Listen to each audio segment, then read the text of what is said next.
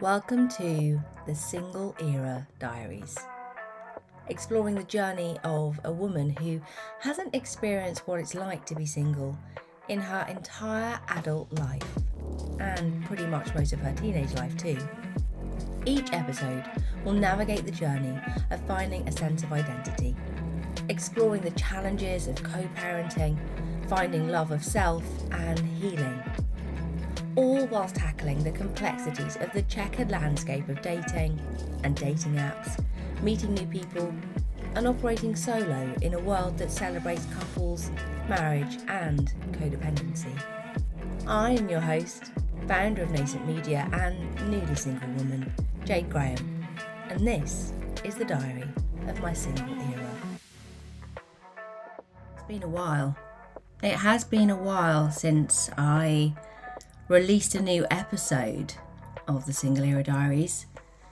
But the Single Era Diaries are back following that brief reprieve and momentary hiatus to work and develop on some other projects. And it really is safe to say that there has been a lot going on in the world of first-time dating and being single as an elder millennial, which will result in a slight shift to the themes and topics that will be covered on the show for the remainder of season 2 and season 3, which will be launching in January 2024 from our new studio space that we'll be recording from. We'll hopefully be live on video by that point as well. Let me just take a moment to process the fact that we're on the cusp of 2024, and 2023 has been a lot. And whilst I've been working on these other projects in this unexpected hiatus, I've really took some time to reflect on the episodes so far of the Single Era Diaries, reminding myself, of course, that the Single Era Diaries was never part of the plan for Nascent Media. And it really came about as a result of my former life falling apart.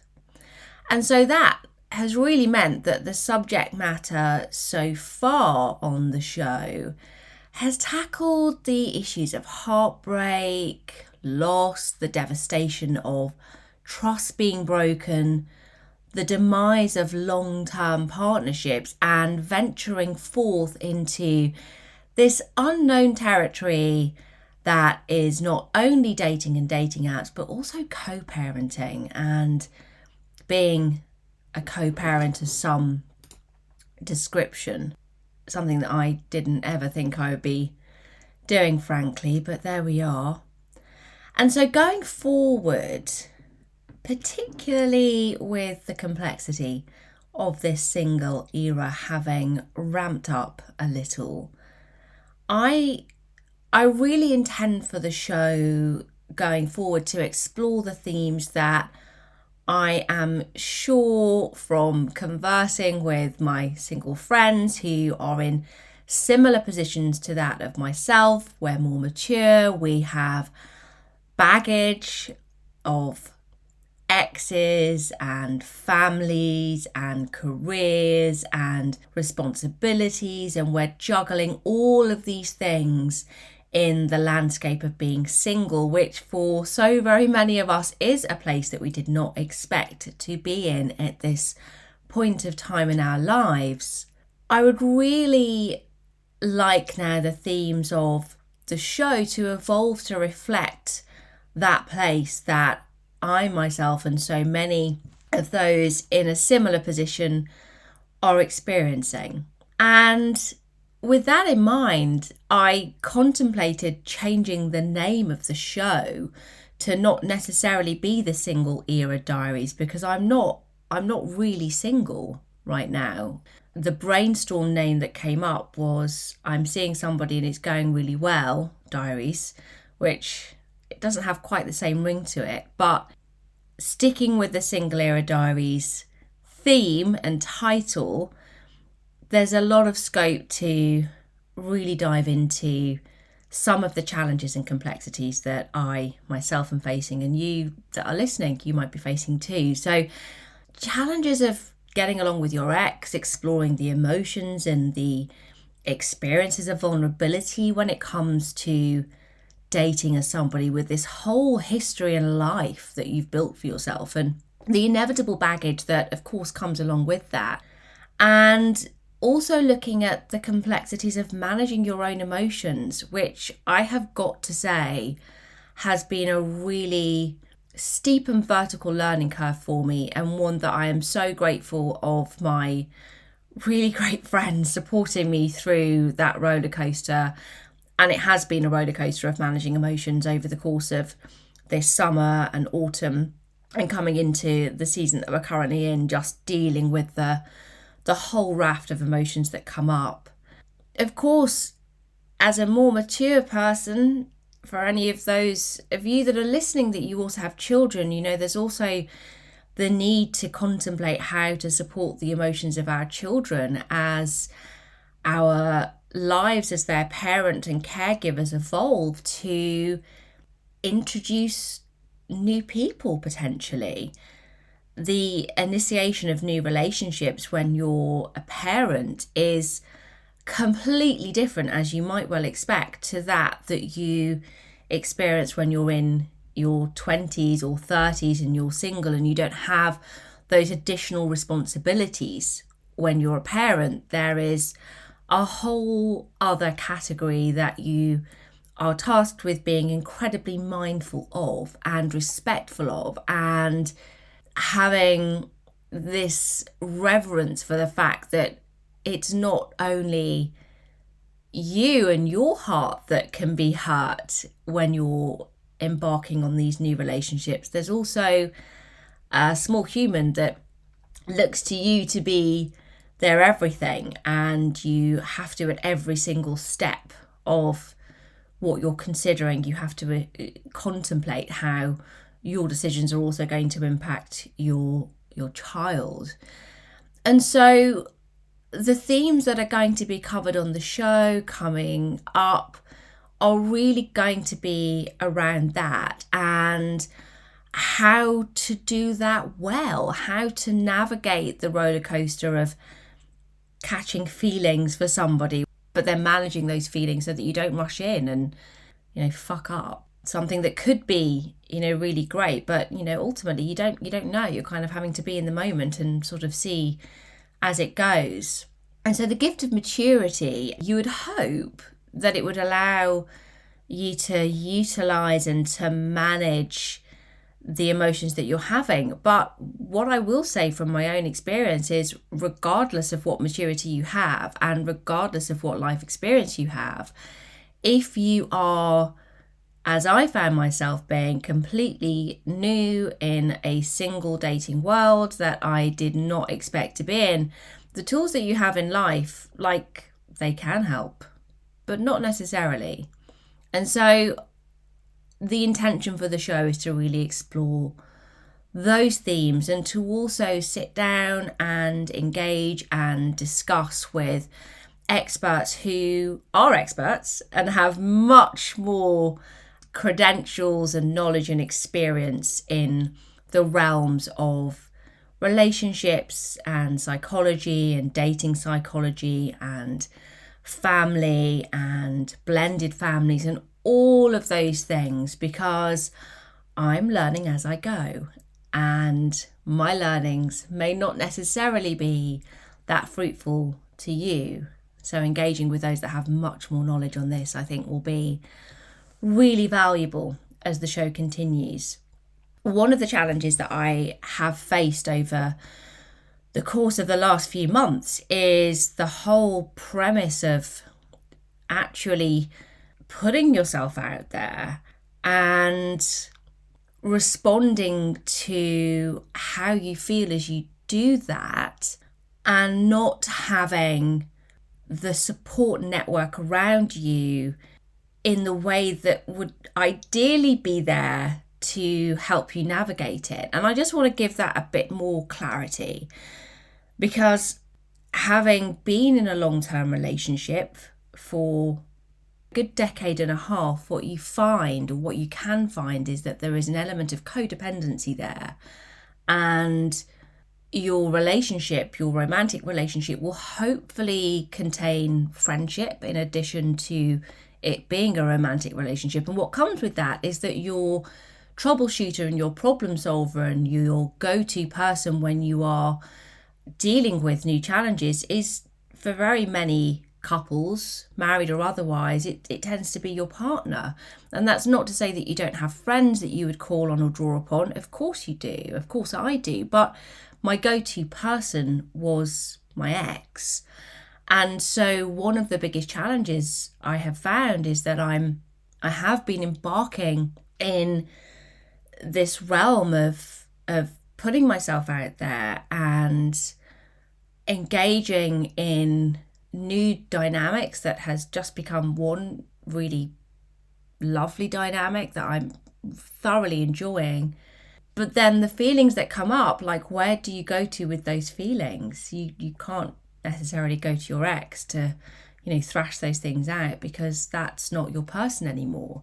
And so it's learning how to navigate that new space, because, I'm very fortunate in that I've got some really fantastic friendships where I can open up about what's going on, and I can share where my head's at and where my heart's at, and I can be vulnerable and I can expose the insecurities that come with putting yourself out there with a new person.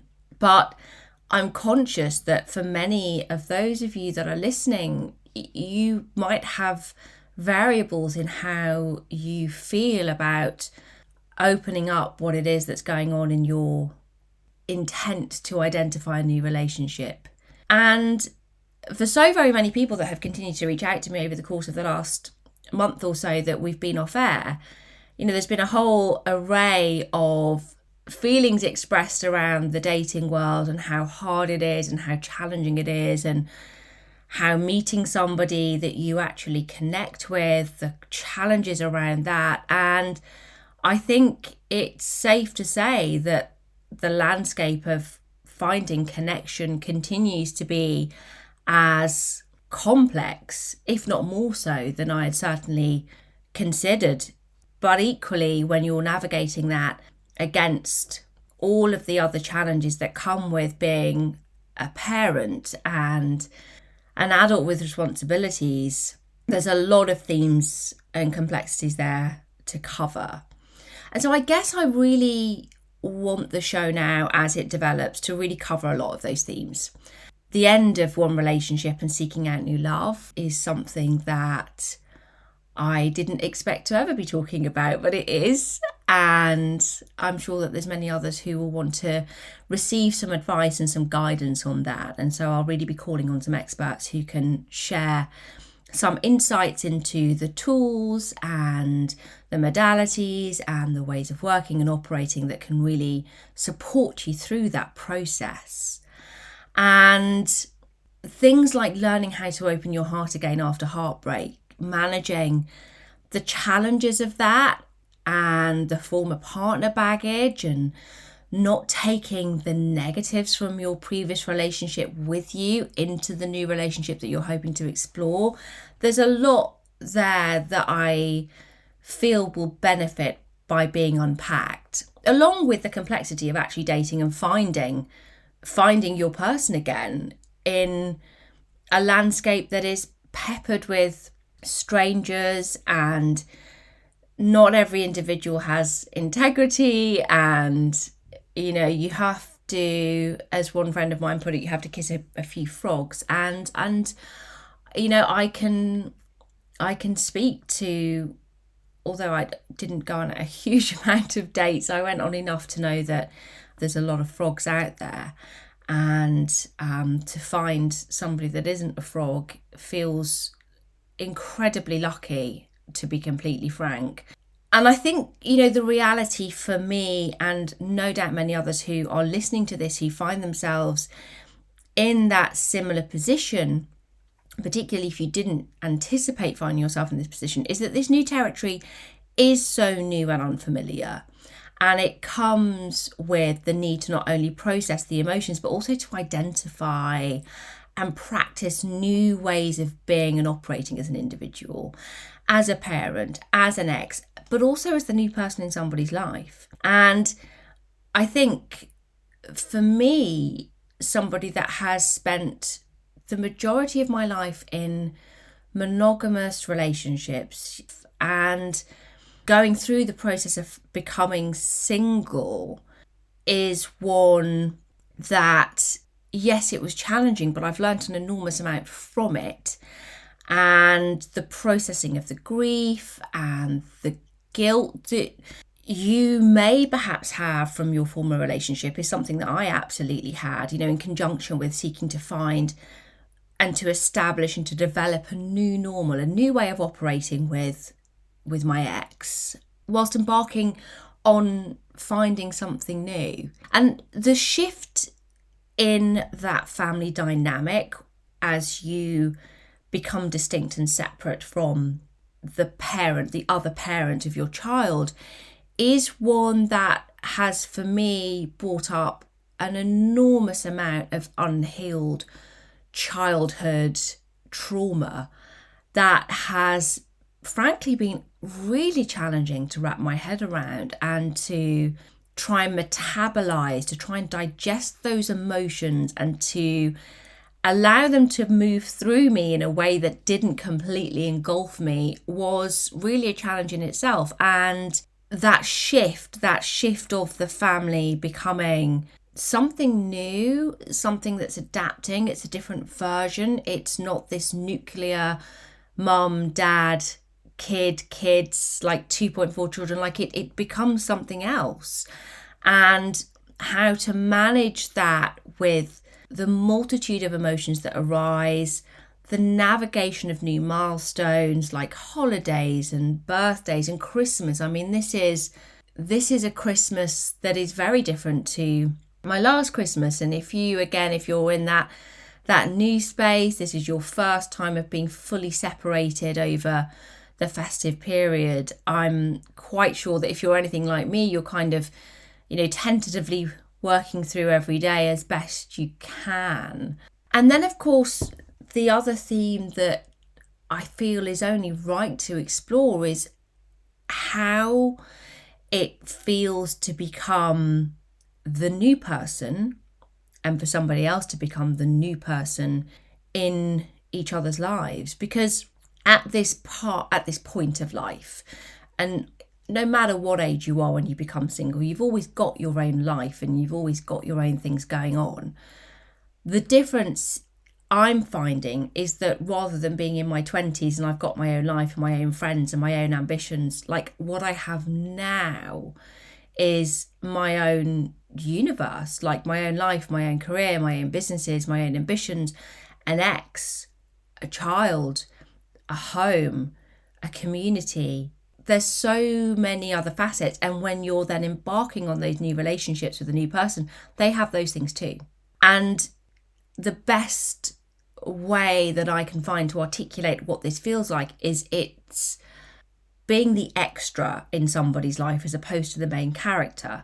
When you're this nuclear family of sort of husband and wife or boyfriend and girlfriend, and you decide to start a family, you may have decided to have, had the wedding and the big sort of celebration of your union, and you bring children into the world, and you're, regardless of having your careers and your hobbies and your friends and your interests, you, in the most part, will likely live together. You will share a bed together. You will wake up together in the morning each day. You'll go to sleep together in the evening each day. You're the main characters in each other's lives. And what happens when your relationship ends and you're then participating in something to try and identify and to find and to receive and to give love again is that you go from being the main character in somebody's life to becoming an extra. You're an extra person that needs to be slotted into that person's existing life and vice versa. And that in itself can present a number of challenges, particularly when you have been used to being the main character in somebody's life and you're not any longer. And they aren't for you. Like, as much as you might desire that, as much as you might want to like you yearn to spend much more time with that person. You have these distinct, separate lives that operate outside of the realm of your getting to know each other and establishing something with one another. And so these are really the challenges and the complexities that I'm not certain that I'm seeing a great deal of in the dating and relationship content landscape. Really believe that there is an audience of women and men who find themselves in a similar position to myself, where we've been in these relationship dynamics that we thought would never end, and they have, and now we're just in this brand new territory. And you don't just chat to people in bars anymore. You have to go onto an app on your phone, and you have to try and figure out what it is that makes you tick, to know what it is that's going to float your boat, and then to kind of navigate that and to get to know each other's world and temperament and personality. And if you're doing that in the context that you've got no shared background and you don't have sort of commonality in that you don't have the same group of friends, or you don't work within the same environment, you're meeting complete and utter strangers that you may never, ever have crossed paths with had it not have been for the situational dynamic of your being single at the same time and being on an application. You're entering into something brand new with a completely new person, and you've got to learn how to navigate and to work around that. And that, I think, offers up a whole series of different content discussions and the sorts of things that I really wish I could have some more advice on. But you find then that you're, as I do, you have your friends that continue to be in their married or their relationships, their long-term relationships, and you have those that are, as single and as clueless as you. And so you're all kind of, it's a bit like the blind leading the blind. Being more of a grown-up, the host of real-life experiences and tools, all of these things hypothetically mean that we'll be able to manage how to traverse this new territory, and that it will be straightforward and easy. I can quite honestly say that this past year has been the most complex and challenging and transformative that I have yet to experience, comparable only to becoming a mum, which was equally the most transformative and like the most vertical of learning curves.